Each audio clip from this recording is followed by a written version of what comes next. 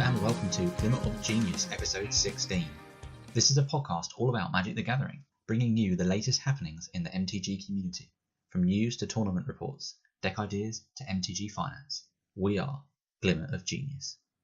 If you'd like to learn more about the show, then check us out on Facebook at Glimmer of Genius, with capital G's. Leave a comment or a question for the show and become part of the conversation. My name's Luke Vincent and I make YouTube videos. On the line with me is Level 2 Judge Grant David and MTG Trader Simon Wright. Or at least they normally are. However, today is a little bit different. Due to conflicting schedules, we're unable to record this week, so we've had to take a little trip back in time. Around March of this year, there was a judge conference in Brighton, and Grant and Simon were both there. We recorded their experience, but we couldn't fit it into that week's show. Not wanting you to miss out, we've used it to form today's episode. Normal service will resume ready for next episode, but in the meantime, and in true Blue Peter fashion, here's something we made earlier.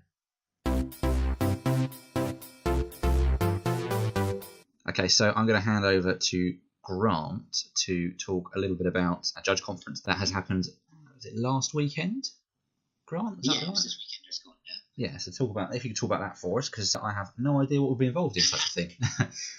So, for those of you that are local and listen to this, you might have actually been there, because I saw a lot of people that I've recognised just in Dyson, because it was held, obviously, in Dyson, in Brighton. For those of you that don't know, every year, judges will have a conference, normally in a sort of central location like London or Birmingham or whatever. And that will be nationwide, so that's UK and Ireland, technically South Africa, but we rarely get people from South Africa, obviously. And we'll go and talk about, for a day or two, if it's a national one, about topics. And obviously that varies. Generally, they're always useful in one way or another. I went to my first one when I started being a judge, so about 2-3 years ago. Everything, of course, was new, and some of it was not that helpful to me because it was about stuff like GPs, which obviously I hadn't done until now. But of course, as they've gone on, they've become increasingly useful, where some of it's quite familiar, but then stuff like, advice at GPs, of course, is suddenly more useful to me. And obviously, that's the kind of stuff that's not worth me talking about, because most people listening to this aren't going to be judges. But one of the things we talked about, actually, at the last National Judge Conference, because it was just when calendars came out, and obviously at this Judge Conference, because it's still very relevant, was about tournament shortcuts. So, like I said, I've just picked one topic out of the Judge Conference to talk about. But we were talking a lot about the philosophy behind it and how judge calls tend to get interpreted, and just trying to sort of standardise it in a way so that players obviously get a fair experience in terms of if they mess up, or if their opponent does something that's unclear, just to clarify it. So obviously, like the main one that's causing a lot of confusion is the whole go to combat thing. So if you're not familiar with the reasoning behind this, if you're trying to attack with a manland or a vehicle and your opponent wants to stop you from doing that, it's not really fair for you to say, I'm going to stop being in my main phase now and go into my combat phase, and then sort of try and bait the opponent out to try and do something like tap all your creatures down, because then you can go, okay, after that's happened, I'll then crew stuff, or in response crew stuff, and then, get through with my sneaky things because I was, tricksy and baited you out and stuff. That's not really what we want to do, particularly because, again, if you're not familiar with intricacies of the way combat and priority and stuff works, as the active player, obviously the guy that's attacking, you can stop the game whenever you want because it's your turn. While the other player, who's obviously going to try and mess up your stuff, is the person that kind of requests for you to stop what you're doing and can intervene. And if you're, your main phase straight to when you're declaring attackers, it's only fair if they can stop the game when they want to. So stop people being baited out, basically. Particularly with vehicles, but technically it was relevant when manlands were about as well, but with vehicles it's become infinitely more prevalent, is that when you say go to combat, it means that you're ready to declare attacks, and if you want to crew stuff or whatever, it's too late. So if you want to crew stuff or you want to activate manlands, do it in your main phase, and then if your opponent wants to respond, then they can. And of course you can, technically, you could crew stuff in response still if you wanted to then, but it means you're not baiting out your opponent. And basically the main thing to take away from this was, it doesn't really matter how you say it. Like, if, some people were saying, like, I've been to this event and the judge was okay with me saying, like, I'll end my main phase with it. But effectively, that's saying the same thing, really. And you need to make sure that you are just being as clear as possible, because, as I've said, every time I've posted it, a PPTQ or whatever, at the start of the event, I've just said, make sure you're being very clear. Just try and crew everything before you go to combat, and you won't have a problem at all. It's when you start trying to mess up that phrase and play that that line to try and get some weird advantage that you're going to probably have a bad time and get a judge call rightfully go against you probably. So it's just about being aware of how that all works. And, at this conference, particularly those that hadn't really seen this come up much, asked the question, how does that work with stuff like Toolcraft Exemplar? Now, of course, Toolcraft Exemplar, if you're not familiar with that, has a trigger that is at the start of combat. And I believe, again, I'm not much of one for watching Pro Tour stuff, but apparently there was one with whatever that Rakdos colour card is. So I can't remember. Is it World Fast Engineer? I think it is. +2 to target to artifact or something, is it? Yeah, I think it's at the start of combat. One of your artifact creatures get +2/+0, basically. Yeah. So the issue here for both of those cards is that, of course, it's a trigger at the beginning of combat. So someone say like, if I say go to combat, surely I'm saying I want to trigger these cards. And of course that's the issue, because if you say go to combat and then wait, you could, again, the judge and many judges had in this situation gone, you've probably baited this person out or whatever. And I think the Pro Tour thing in question, again, I'm not massively familiar with myself, was that both players didn't have English as a primary language. And he said go to combat in terms of I want to trigger this and choose a target for it. Are you going to do anything before I choose a target? Of course, didn't put that across well enough. So again, this is what I tend to have in my judge announcements at the start of every PPTQ I do. If you do have a Toolcraft Exemplar, or more unlikely this Well-Fast Engineer, if you're trying to go to combat, just do that as part of your whole phrase. So for me, when I've used a Toolcraft Exemplar and say a Sky Sovereign, which obviously needs my Toolcraft Exemplar to trigger before it can crew the thing, I will just go trigger my Toolcraft Exemplar at the beginning of combat. Because, okay, yeah, sure, some players don't like the fact you're being nice and clear about it, or they can respond to it, but they can respond to it regardless. And say if you've got a crew 1 creature, artifact, so like Ethersphere Harvester, and you've got a Sky Sovereign, and you're thinking in your head, I don't want to say trigger this Toolcraft Exemplar, because then my opponent will go, I forgot it was a trigger, maybe I can kill it or whatever. But of course, say if I go crew my Sky Sovereign and then they kill it in response, you can just, because it's not obviously a 3/2 yet, you can just, I'll crew my Ethersphere Harvester instead. So all the things that you would have been able to do if you somehow, didn't announce things clearly, you can still do. So you can still respond to that. That's still a thing that happens. The issue is, of course, just when priority happens and what phase you're in. That's the problem in this. You can still respond to stuff. It's just what phase you're in is the problem here. Yeah. This is why I decided not to take the judge exam. Yeah. So, again, anyone listening to this, feel free to come find me and we can talk about it, because this is a topic that you can easily talk 10-15 minutes about. But the advice I'd give to people, and I think basically the advice from this judge conference, without spending too much time on it, was basically saying, if you want to activate manland, or if you want to crew stuff, do it in your main phase, then say you're going to combat. If you've got something that's got a trigger at the beginning of combat, just say this is triggering now, because then, if they want to respond to stuff, they can do that. You're not even giving anything away, because stuff like Well-Fast Engineer, or to go back a bit, the Surak that gave stuff haste, if you had Ferocious, that technically had a target as well. You could just go trigger this, and then if they want to stop you before you go to combat, you don't have to say the target then. You do if it is triggering, but if they want to stop you before it gets to that, then you can just go trigger, and then they can respond. You're being nice and clear. Even someone who hasn't got English as a first language, you can easily just say to them, don't say combat, say trigger, and then that, makes it nice and clear. And there were certainly lots of judge calls like that I had to get another judge to say in Spanish or whatever language to players at GP Barcelona as to why that wasn't allowed. But yeah, if you're not aware of this issue, it's something definitely to be aware of, certainly. I think the key thing is, like you said, is just clarity. And yes, I think a lot of people can get annoyed when they think, well, I don't want to have to say certain things because there's a small chance my opponent might make a mistake and that gives me an edge. But exactly. This is what I mean, the line. I don't know. I think, well, yeah, when you're playing a game, you want to try and, you want to win that game. You want to have every edge, every advantage that you could have to win that game. But at the same time, you've got to create an environment that people want to play the game and not getting messed about by some silly wording. And that is just as important as, that individual. No, it's more important than an individual trying to win the game. It's got to be enjoyable for everybody and understandable and accessible. That's quite funny. It's a numbers and tactics game, not a game of semantics. It's not a word game. That's not what it's about. No. So I joined there was a Facebook discussion the other day. There was someone asked, it was their first ever PPTQ. I just put on the Facebook for it. It was just my first one. What should I be prepared for? How should I get ready? And I wouldn't usually bother replying, but I was a bit drunk and thought I was being helpful. I sort of just said, you have to pre-register your deck. Don't forget to de-sideboard. And the last one, it's competitive. Some people will be dicks.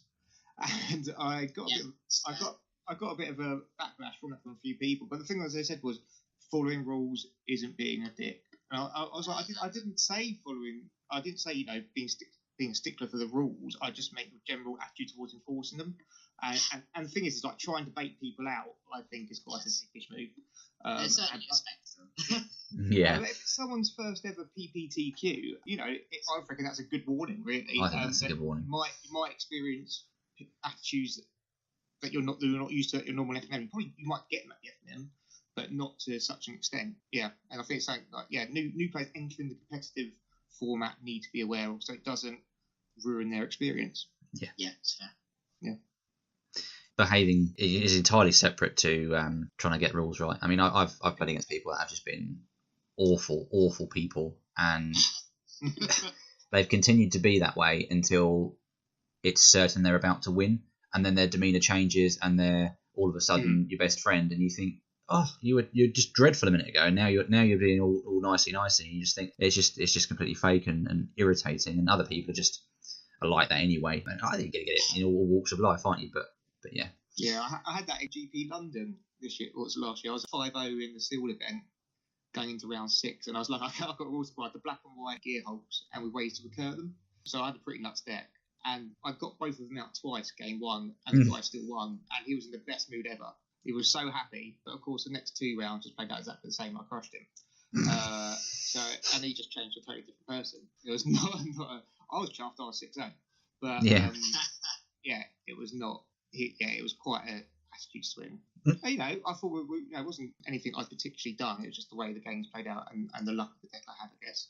That's what the game's about, So. Yeah. It's unfortunate, but yeah. I hope he done well in the rest of the tournament. He was unlucky to come across me with my deck. A lot of it can be people's, I don't want to say inability, but how they handle bad situations like that. Like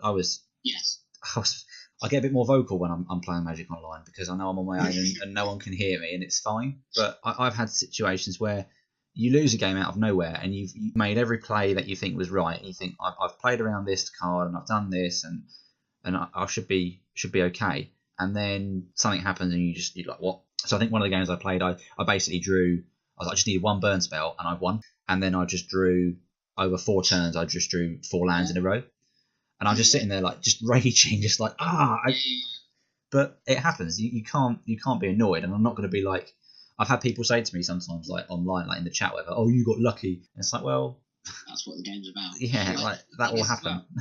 This brings me back to what I wanted to say as well. Like you obviously, like you said, you're more vocal when you play Magic Online and you're raging, whatever. You wouldn't do that if you were playing against a human in person. No. And this is the thing, because you get this a lot, particularly with the whole go to combat thing. As a player, some people will sometimes say it as like an argument in terms of why they don't like this whole go to combat thing. We'll say to a judge, oh, but it works in Magic Online.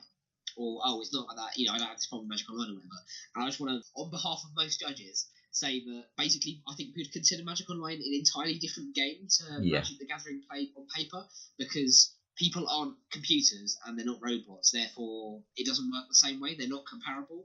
And as you just said, your behaviour is entirely different playing it online as it is in person. Yeah. So again, if someone really doesn't like the whole go to combat thing and they prefer playing Magic Online, then I suggest they just play Magic Online then, because there are certain rules and expectations that you need to do in person, and that's why they're there, unfortunately. So to me, they are entirely different games, and I love Magic, but I can't stand Magic Online. So no, I've broken I've broken 2 laptops to Magic Online. I've never broken an opponent's face though. Definitely a difference. Oh, brilliant. Anything else about the judge conference that you wanted to talk about, or that came out that was particularly noteworthy? Every few sets, there always seems to be something that comes up that makes players more aware. I'll rephrase that requires most players to be more aware of the rules than perhaps they were before, because of their misunderstanding. Something really punishes them. In this situation, they might miss a whole combat step or whatever. And I think it's our job as judges to make sure that this is really clear. And one thing that most judges will do, myself included, at say a pre-release, is just make sure that people understand how all the mechanics work. Because stuff like particularly improvise is quite a funny one, and some people don't like the way it's worded. But the way it is worded is to make sure it's as clear as possible, and even then it's still a bit confusing in terms of what it means.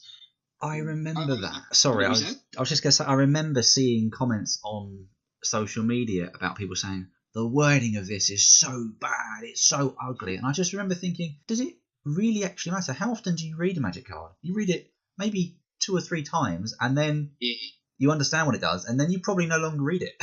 Like, does it really matter? If it's one of the new masterpieces, you're not reading it at all, are you? No. The issue with improvise is technically, in terms of Magic speak and the way Magic is phrased, you could word it a lot simpler.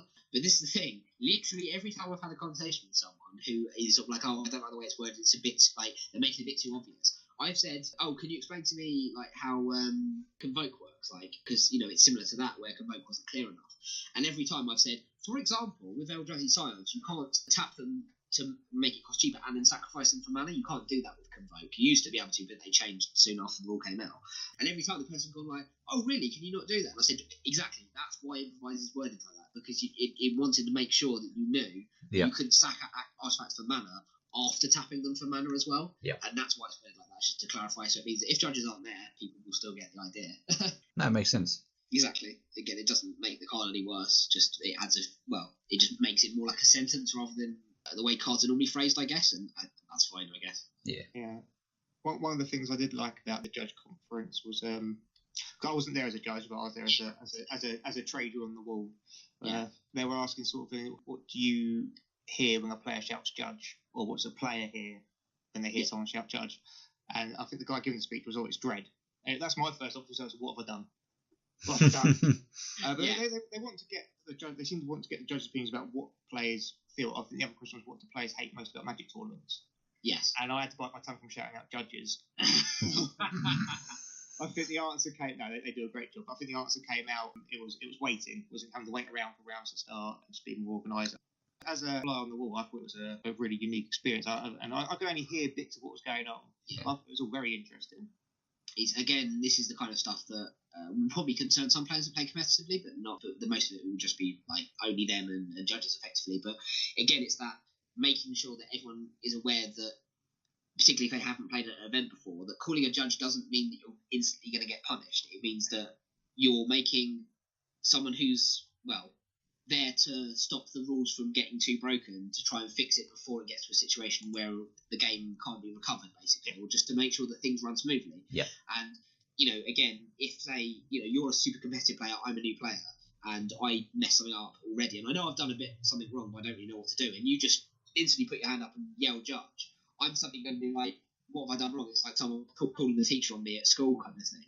And again, that's what we're kind of trying to move away from. And I remember one of our conversations actually at the conference was, is judge the right word? Because it instantly, of course, means we're judging you. You've done something wrong. You're being judged. So would it be better to call us like umpires or referees or whatever? And then, of course, it came up with a situation that in terms of referees, they don't have like all black like we have, and I know some of the tournament centre tournaments, they have like, I think it's grey or blue and stripes, and a lot of people have said that the shadow of like an all black character looming over the table is quite imposing. So this is actually a good conversation about what colours would be less sort of threatening. And again, just this about changing the outlook of players towards judges, and just being aware that we're here to make sure that everyone has a fair time and the game is as it should do, not to punish people. And what the philosophy was behind it all, basically. I mean, for those of you that can remember like a bad call you've got, unless the judge has done something super wrong, I would suggest if you look at the infraction procedure guide that us judges use to rule stuff, if you're this way inclined, particularly if you're quite competitive, every section has like a philosophy bit at the bottom. So for instance, if you really don't understand at all why this whole go to combat thing makes sense, if you look at the philosophy section under a lot of these different bits for penalties, effectively, it'll explain like why you have to punish this, or why you have to fix it this way, and how this can be exploited and why it's important and stuff. So if you are, often finding yourself annoyed by certain judge calls or certain rulings, like say, missed triggers and why that's bad or whatever, I would suggest you look at that, because it's really useful to read that philosophy section and what goes through our minds when we're trying to reason what to do and what not to do. Yeah, the rules are there for a reason, and yeah. So Simon, was there anything from your attendance there that you wanted to discuss? It was a weird one for me. I wasn't sure whether to go or not because it was a judge conference. It wasn't a Magic event. I know judges are Magic players. I didn't know what the etiquette was for such a thing. If they're used to having traders at their conferences. But I chatted to the shop owner first, and he was just like, "Yeah, go down. You know, they're Magic players. They might want some cards." One of the judges was like, "Yeah, some might want some cards, like some really obscure foils or whatever. So yeah, might as well set up." So I gave it a go because I didn't want to be anyone's face. I just sort of set up just before their lunch break and just sat out by the side. I didn't really get much interest at all, apart from someone wanting a random obscure return to Ravnica foil. That was it. But, it was interesting just to be there on the sideline and see what was going on, what was being discussed. Got to pick up a few judge promos, which is always nice. There's a lot of those. Judge conference, but I thought I might as well go. It was 30 odd judges, most of whom have never been to the shop before. So it was the first time. There's a lot of people that would have seen my binders, and a lot of people are quite pleased to see my binders for the first time. So I thought I'd give it a go. As I said, there wasn't much interest, but maybe if they host it again, you never know. There might be more next time, especially if I turn up on time. It's not a massive thing that normally happens because unless the judge conference goes into the evening, you don't actually end up playing much Magic at all. So it's not like a GP event where people need cards for some reason. But if you're going to be there anyway, then I think you're probably going to get a few deals from people. Yeah.